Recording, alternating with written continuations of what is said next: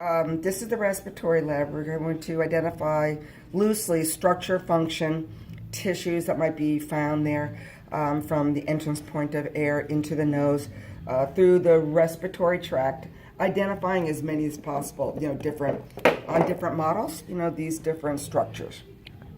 So let's start with entrance of air to the nose, what would be your nostrils here. All right. Then air travels through the nasal cavity, of which we have these three convoluted regions of bone covered with tissue. This circulates air through here. So this is your nasal cavity. It has multiple functions, so when you're doing the matching to these functions, multiple answers might be identified, such as adds voice resonance, warms and moistens air, traps pathogens because it's heavily mucus lined. So this isn't exclusively maybe one function. However, for testing purposes, you just have to give me one that's accurate.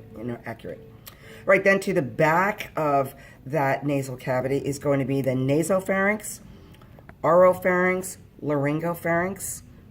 I think as far as the matching is concerned for that, it just indicates that this is a common pathway for food and air. I mean, clearly the nasopharynx, hopefully not so much unless you're vomiting and out your nose, but really it should be the oro and laryngopharynx is common passageway for food and air. Right, then we travel down into the larynx region. Here we have the epiglottis that directs air into the larynx and closes off and forces food down into the esophagus when you're chewing. That would be elastic cartilage. Then we get into the larynx itself. So that's where this larger model comes in handy dandy, and the alien tongue model comes back. All right, but this is larger. We have the hyoid bone. When you're looking anterior to posterior, this broader part of cartilage anterior is called the thyroid cartilage. And then below that, where it's kind of narrow, and in the back that it's broad, that's your cricoid cartilage. All right, so thyroid cartilage is broader and more voluminous when you're looking at anteriorly. And then inferior to that and broader to the back is going to be the cricoid cartilages. These that look like little horns almost, oopsie doodle, are the arytenoid cartilages. And they help create tension on the vocal folds, which would be this structure right in here. Vocal cords, vocal folds. Technically, there's a difference between the two, but we don't make you distinguish between those. Right? And those change the pitch of your voice as different tension is put on them by different muscles and by the arytenoid cartilages. And here's our friend the epiglottis that directs food and air appropriately through the larynx. The little alien tongue model comes back. Right, so here we have the oropharynx, the laryngopharynx, epiglottis. Right here you can see the arytenoid cartilage here. This would be the cricoid cartilage. This is the thyroid cartilage, anteriorly. And then you have the trachea down here. If this would be opened up by an instructor, you get a better view of the vocal folds that way. Here, this one's already popped open. All right, these would be the vocal folds. I'm not sure if anybody would open it up, but just in case.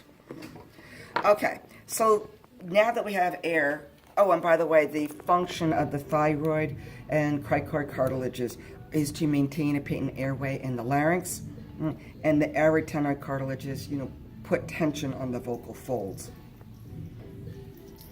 Okay, so now we have air passing through the trachea.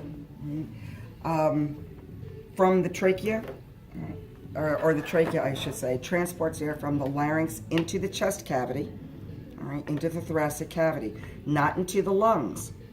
Now, at the base of your trachea, you're going to branch off into two bronchi, and those bronchi are going to branch off further and further still.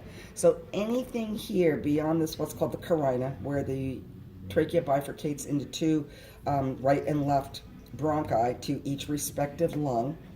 This is all going to be bronchi. And then we have bronchiole here that clearly articulates, so to speak, or connects to the alveoli. So the trachea transports air, into the thoracic cavity.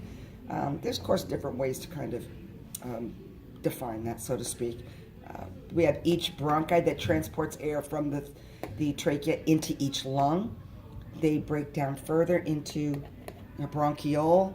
Bronchioles are capable of bronchoconstriction and bronchodilation, therefore under the control of the autonomic nervous system.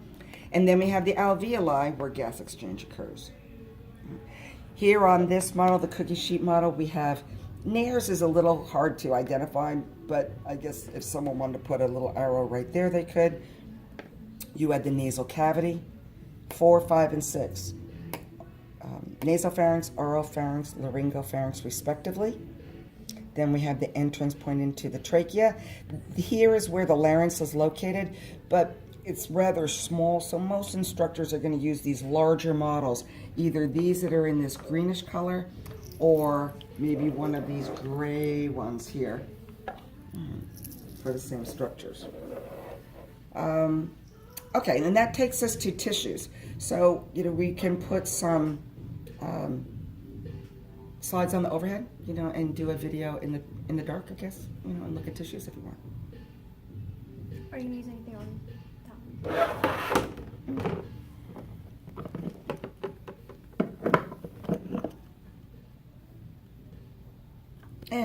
You could do trachea, bronchi. I would have ended this longer. I wouldn't. I think you can figure it out from here.